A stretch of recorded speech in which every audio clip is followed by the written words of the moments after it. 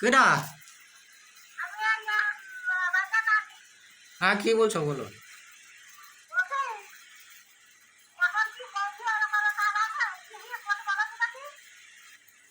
কি হলো?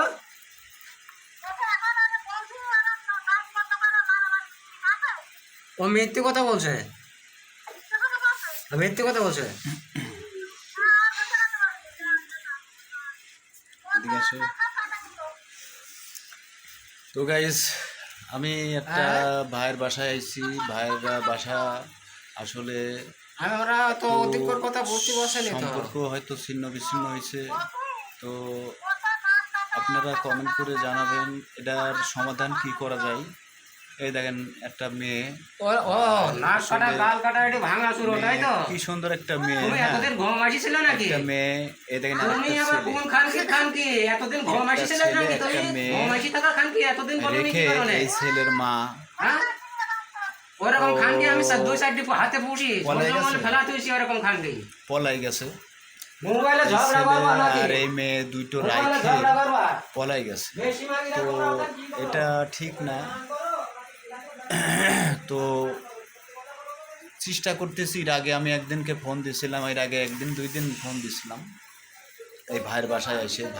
ভাই সাথে ছিল, কিন্তু বিষয় হলো আজও এখনো আসেনি। মনে হয় পড়াই কয় মাস হচ্ছে বাবা? শালা নাম করনি মাগে মিয়া, তুই তোর সাথে কথা বলবো না আমি, তুই রাজি আর কাজে তুই কিটা তোকে আমি চিনি নি, তোকে চিনি নি বেশি বসি মাগি। তুই এখানে আমার কাছে থাকলে তো তেল ফোটে নাপতে মান দিতাম আমি। যাই রু মাগি গতি কর, যাই রু মাগি খান কি মাগি গতি, তুই আমার চিনিস? তো যাই রে খান কি মাগি, তোকে আমি চিনি, তুই আজকে একা ফোন দিছিস কি কারণে? হ্যাঁ আসলে কথা বলান, তুই রাজিয়ার কাজ দে, তোকে আমি চিনি নি, তুই রাজিয়ার কাজ দে। লাইক বদলে কমেন্ট বদলে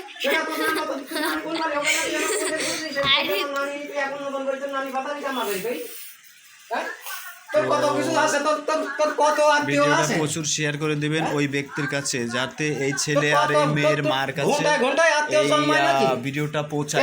সেভাবে শেয়ার করে দিবেন, যাতে এই ছেলে আর এই মেয়ের বা মা যেখানে যে প্রান্তে আছে এই ভিডিওটা জানে ওই ব্যক্তির কাছে পৌঁছায়।